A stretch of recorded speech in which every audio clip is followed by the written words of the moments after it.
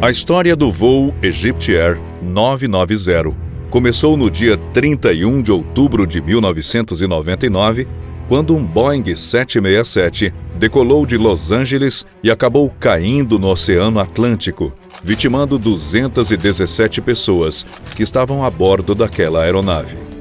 Naquela madrugada, o Boeing 767 com prefixo Sierra, Uniforme, Golf, Alfa, Papa, levaria 203 passageiros e 14 tripulantes de Los Angeles até a cidade do Cairo, no Egito. Na cabine dos pilotos estava no comando o capitão Ahmed El-Habashi, com 14.000 horas de voo até o momento do acidente. Ao seu lado estava Adel Anwar, com mais de 12.000 horas de voo e mais de 5.000 naquele modelo. Como reservas, estavam os pilotos Rolf Noreldin e Gimiel Al-Batouti, que assumiram o jato após 4 horas de voo.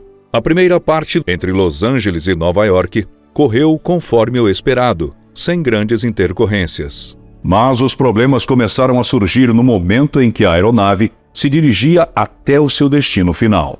Após realizarem todos os checklists, por volta de 1h20 da manhã, os pilotos foram autorizados a taxiar até a pista 22R do aeroporto JFK e, em seguida, decolaram para seu último trecho.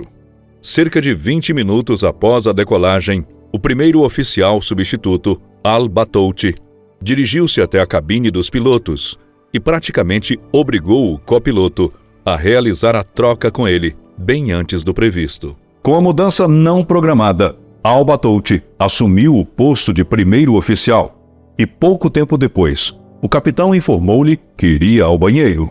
Minutos depois, o 767 realizou um mergulho, provocando uma drástica alteração na gravidade da cabine e dificultando o controle do avião. Com um mergulho e um ângulo extremo, a aeronave ficou sem gravidade na sua parte interna. Para voltar até a cabine, o comandante precisou lutar com todas as suas forças contra a falta de gravidade.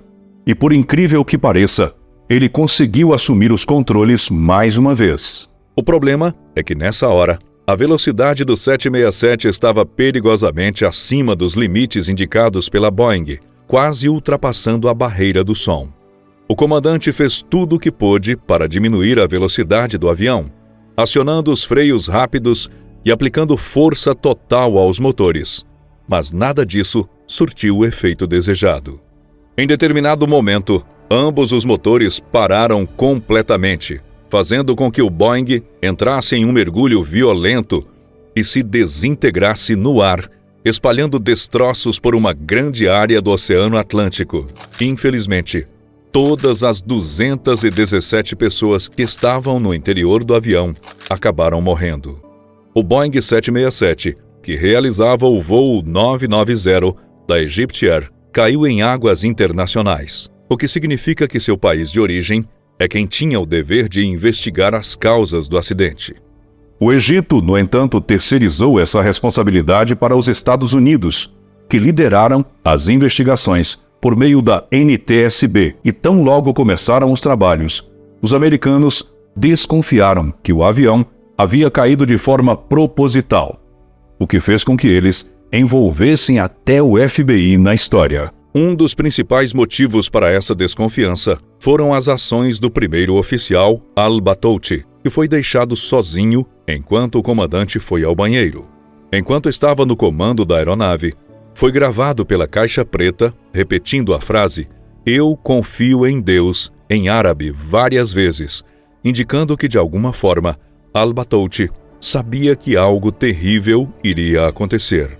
Segundos depois dele repetir várias vezes a mesma frase, os motores tiveram sua aceleração reduzida e diversos outros comandos estranhos foram dados até que o capitão finalmente voltasse para a cabine desesperado, perguntando o que estava acontecendo. Ao concluir a investigação, a NTSB disse que a aeronave caiu devido à alteração do seu padrão de voo normal a partir das ações do primeiro oficial. O documento vai mais além, com os investigadores dizendo que não há como explicar os comandos feitos por Al-Batouti e que não há nenhum tipo de falha mecânica que pudesse justificar suas ações. As autoridades egípcias não concordaram com os resultados encontrados pelos americanos e, mais de uma vez, tentaram colocar a culpa do acidente em falhas mecânicas, retirando a responsabilidade do primeiro oficial. A NTSB, no entanto, testou vários dos cenários apresentados pelos egípcios e nenhum deles apresentou uma situação plausível que pudesse explicar as decisões tomadas pelo copiloto, que claramente contribuíram com a tragédia. Vários jornais egípcios, bem como parte da população do país, defenderam na época que os próprios americanos haviam atacado a aeronave e estavam tentando abafar o caso. Mas, na prática, a grande maioria dos especialistas concorda que o primeiro oficial tomou decisões extremamente duvidosas no período em que estava sozinho à frente dos comandos, indicando que há uma grande chance dele ter feito isso de propósito. Ainda que ninguém saiba com certeza por que ele faria isso, alguns indícios acabaram surgindo com o tempo. Uma das hipóteses é que ele teria derrubado o avião por motivos totalmente pessoais, já que ele supostamente havia sido repreendido por seu superior devido a uma suspeita de assédio sexual. Coincidentemente, seu superior estava naquele voo, o que ajuda a defender a tese de que ele pode ter derrubado o Boeing para se vingar das acusações. Vale ressaltar que essa hipótese não consta na conclusão oficial da NTSB. O relatório não menciona a possibilidade de suicídio e se limita a dizer que o copiloto contribuiu diretamente com o acidente ao manipular os comandos de forma duvidosa, por razões que não podem ser determinadas com exatidão. Em 22 de dezembro de 1999, um Boeing 747 da Korean Air caiu dos céus, vitimando todos os 4 tripulantes. O voo 8509 era uma rota internacional de carga que partiu do Aeroporto Internacional de Seul, na Coreia do Sul, com destino a Milão, na Itália. A aeronave deveria fazer uma escala em Tashkent, no Uzbequistão, e depois em Londres. Mas as coisas não correram bem conforme o esperado. O Boeing 747 que realizava a rota saiu totalmente carregado da Coreia do Sul e parou, conforme o planejado, em Tashkent, onde reabasteceu e passou por uma troca na sua tripulação. A nova equipe deveria levar a aeronave até Londres, onde outros pilotos iriam assumir o comando. Sempre que a equipe da tripulação é trocada, entre um voo e outro, os pilotos precisam realizar uma série de testes para confirmar se está tudo ok com o avião, e não foi diferente naquele dia. Os registros técnicos da aeronave foram analisados pela equipe que tomou o controle do Boeing no Uzbequistão, e nenhuma avaria foi encontrada. Mas tão logo a aeronave voltou a voar, o piloto percebeu que o indicador de altitude não estava respondendo. Isso ficou claro quando o comandante fez uma curva à direita e se deu conta que o seu ADI estava travado, sem indicar a inclinação correta. O ADI é um instrumento usado para apresentar informações essenciais sobre a altitude da aeronave durante o voo. Felizmente, estava tudo certo com o indicador de altitude do primeiro oficial, e seguindo o protocolo, o comando foi passado para ele.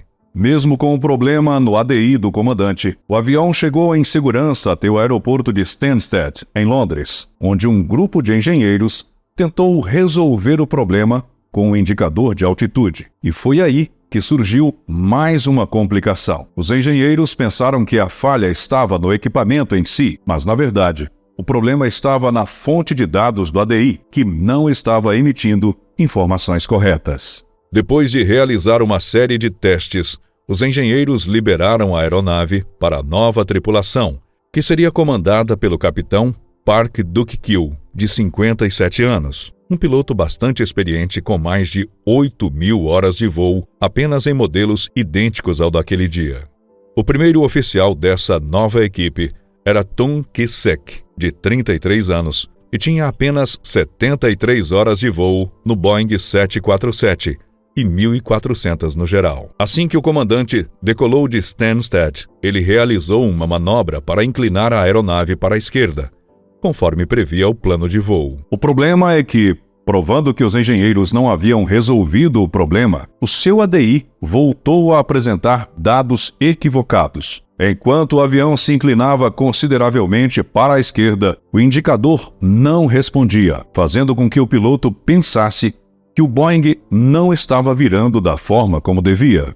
Investigações posteriores mostraram que o ADI do primeiro oficial estava mostrando o verdadeiro ângulo de inclinação, mas por algum motivo, ele não disse nada. O engenheiro tentou alertar o piloto de que algo não estava certo, mas ele seguiu inclinando o Boeing cada vez mais para a esquerda, pensando que os comandos não estavam respondendo.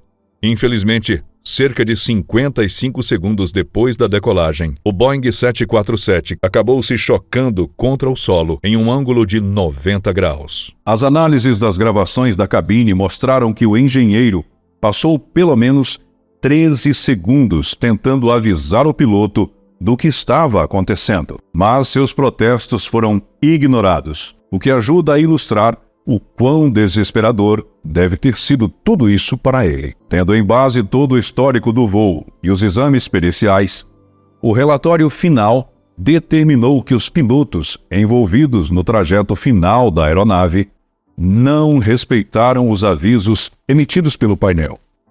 Além disso, o documento menciona os vários momentos em que o engenheiro tentou alertar o piloto sobre as falhas totalmente em vão. O relatório também afirma que o primeiro oficial não conferiu o seu indicador de altitude, ou então se omitiu ao perceber que seus dados estavam diferentes do equipamento do piloto. Por fim, o documento coloca parte da responsabilidade nos engenheiros de Stansted, que falharam ao apresentar a aeronave para o serviço com o mesmo problema que havia sido verificado no percurso anterior. O relatório oficial recomendou que a Korean Air atualizasse seus treinamentos e incluísse neles programas de garantia de qualidade para evitar que as falhas ocorridas nesta tragédia voltassem a acontecer. O vídeo de hoje vai chegando ao fim. Mas antes de ir embora, não esqueça de deixar o seu like e se inscrever no canal e ativar as notificações clicando no sininho.